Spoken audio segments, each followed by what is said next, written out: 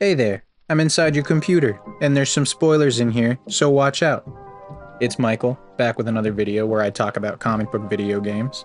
My last two videos were part of my In Defense Of series, but today I want to start a new series called A Second Look. It's exactly what it sounds like. In this series, I'll be taking a second look at comic book games that I think deserve to be talked about more. Where the other series focuses on development, release, reception, and review, this one is going to be focused more on summary, reception, review, and obscurity. To kick off the series, I decided that it was time to dust off one of my favorite games of 2021, Marvel's Guardians of the Galaxy. In 2017, Square Enix and Eidos Montreal revealed Marvel's Guardians of the Galaxy before releasing the game in October of 2021. Guardians is a single-player, third-person action-adventure game starring the titular underdog team we've all come to know and love. In this story, the team consists of Star-Lord, Gamora, Drax, Rocket Raccoon, and Groot. Just to give you a super abridged rundown, the game features the Guardians planet-hopping on a quest to take down the Universal Church of Truth. Along the way, they meet an orphan named Nikki, who Star-Lord suspects is his daughter, a result of his rising alien shotties across the galaxy, perhaps? As it turns out, she's not his daughter. But she is the unwilling matriarch of the Universal Space Cult of Truth. She's been imbued with the Soul Stone, allowing her to manipulate the minds of others. We learn later from cool guy extraordinaire Adam Warlock that within the stone is the evil space douche Magus, typically depicted as an evil Adam from the future. Both Magus and Warlock's origins are different depending on what you read, but here Adam was created by the Church and Magus is his evil side. At some point, Warlock tries to stop Magus once and for all by cramming him inside of the Soul Stone. Before the team can take on Magus and the Church, the Guardians visit Lady Hellbender to ask her for help. In order for her to help them, the Guardians have to win her favor, so they capture the giant dragon Fin Fang Foom. Wrapping things up, the Guardians, Warlock, and Hellbender's army all take on the Church to save the universe and free Nikki, ending with Quill deciding to adopt Nikki after saving her. I honestly liked the story a lot. I thought the team did a really good job of introducing both new and original characters into their universe, but what did others think? Guardians came out on October 26th, 2021 to majoritively positive reviews, as long as it's not the Switch version, which came out later and also broken. The negative reviews mostly pertain to technical issues at launch. Personally, I picked the game up on day one and I don't recall any real issues aside from minor bugs. The game apparently did not meet sales expectations, even though it was the second best-selling game in the UK upon release and seventh best-selling in the US. Not terribly far after the release, the game was featured on Microsoft's Game Pass and Sony's PS Plus, which definitely helped to boost the player count to around 8 million players by the following year. Additionally, Guardians was nominated for around 30 awards from various academies and events, and it won a total of 8. So we've got a game that sold a little low but mostly alright, was nominated and won a bunch of awards, based on a property that's made a cumulative $2,488,700,000 at the box office. So why isn't anyone still playing it? Well, I think there's a handful of reasons. Let me start by saying Guardians of the Galaxy had some of the weakest marketing I've seen for a AAA title in recent years, which becomes very frustrating when you learn that this game fucking rules. For a game based on a Marvel property, the advertising seemed super light to me. I heard very little about the game leading up to release, and I think that was the case for a lot of people. An example of the lack of marketing can be found by checking Eidos Montreal's YouTube channel, which uploaded 21 videos regarding Guardians of the Galaxy. To compare, the Avengers Games channel posted 112 videos. Obviously, this is just one area of advertising, but if you aren't advertising your own game on your own YouTube channel, then you're doing something wrong, probably. I think Square Enix maybe relied too much on the Guardians film's popularity, and they kind of just hoped people would pick it up based on that. Clearly, that did not work because the game did not meet their sales goals. I think another reason this game didn't generate a lot of hype was due to the previously mentioned Avengers game releasing the year before. I, along with many others, We're skeptical of Guardians because of how burned we got by Avengers due to how hollow the game felt, its constant technical issues, and the half-baked RPG systems. But Guardians is probably the furthest thing you can get from Avengers while still being a Marvel game. Where Avengers focused on selling you as many brand-themed costumes as possible, Guardians was focused on a well-crafted narrative with engaging gameplay. But nobody knew that because they did not tell us anything in the marketing. Something that the aforementioned Avengers kind of did right, where Guardians didn't, was post-launch content. Avengers had a handful of characters added along with some really bare-bones story stuff. This isn't to say that Avengers had good DLC, because it didn't, but it had some, which kept their 5 or 6 fans interested in the game. An important thing about post-launch content is that it keeps the game relevant longer. With those things in mind, it's easier to understand why the game didn't quite catch on back when it came out, which would explain why there's nobody talking about it now. With great gameplay, great graphics, and great writing, I feel like this game deserves to be included in the conversations about great superhero games. You can tell that the team behind Guardians really loves the characters, and it shows. I think that Eidos Montreal and Square Enix did a pretty good job of distinguishing their Guardians from their film counterparts.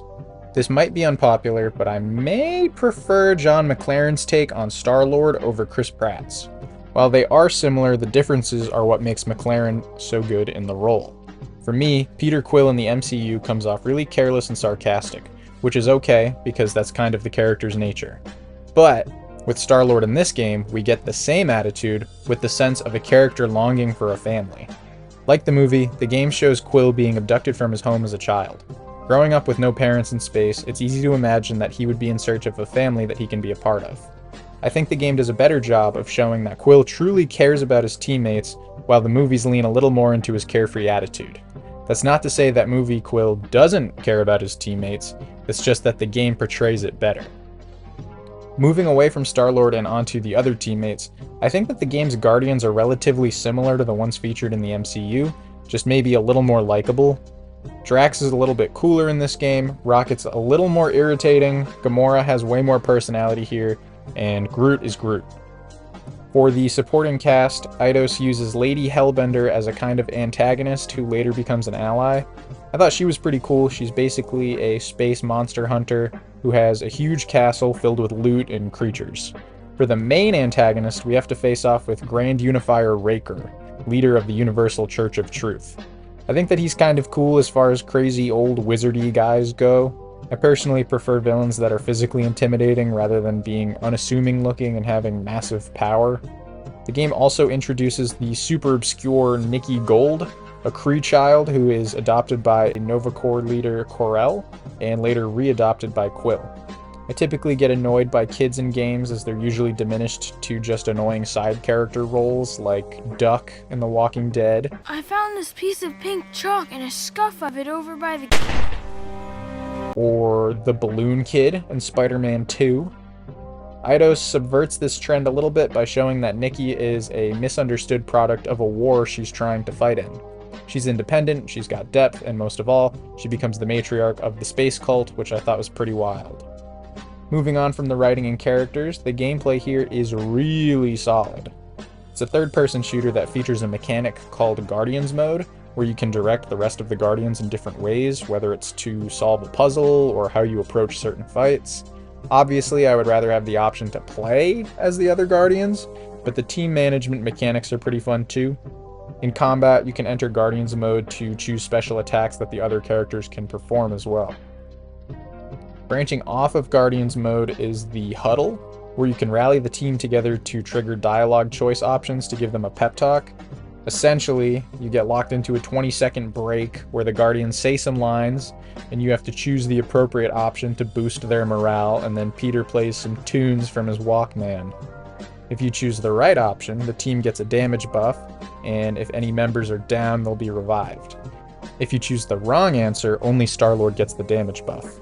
I think that in theory, this is a really cool concept, however, I feel like it breaks the flow of combat a lot. I feel like the concept is pretty unique, so I wouldn't say it shouldn't be there, but I can't think of any solutions on how to make it less of a pace breaker either. My main negative for this game is that Guardians does not have anything to do after you finish it, which is a bummer because it's really fun. But this basically meant that once you finish the story, the only thing left to do was finish it again. For me, and I imagine many others, this just doesn't quite work for me. This game checked all of the boxes I wanted it to, but in all honesty, this is the first time I've played this game since I finished it when it came out, and that's because I just didn't feel like playing the same story again.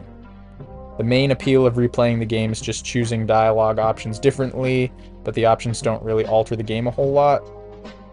Also, there's a lot of collectibles and things like that you can look for. I know I missed a bunch of the costumes, so on my second playthrough, I went back through and got all those.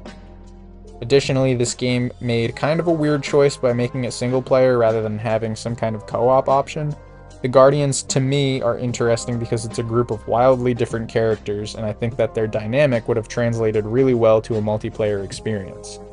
But having a relatively linearly designed experience with no open world or any real post-story content doesn't allow for any real opportunities for co-op, so I can understand why it's single player.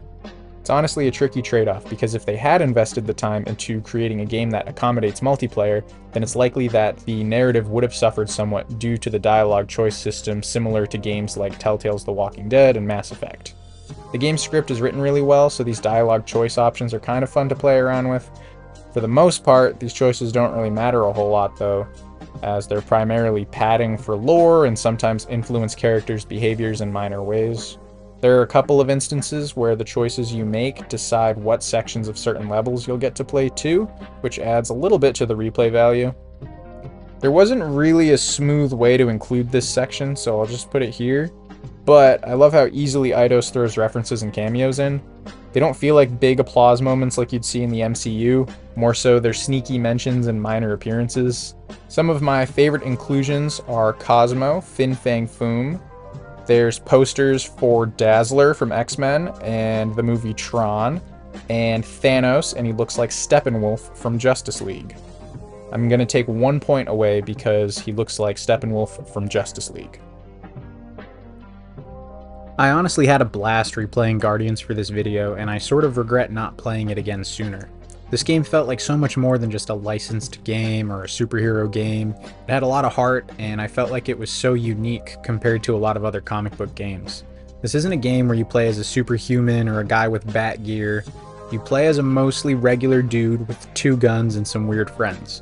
It's refreshing to play a superhero game that isn't concerned with trying to create gameplay that caters to unbelievable strengths or abilities. This is a game that creates some really creative team management mechanics to allow for an exciting third-person shooter experience. I don't know if I've made my stance clear yet, so if I haven't, let me say that you should play this game. Yes, you.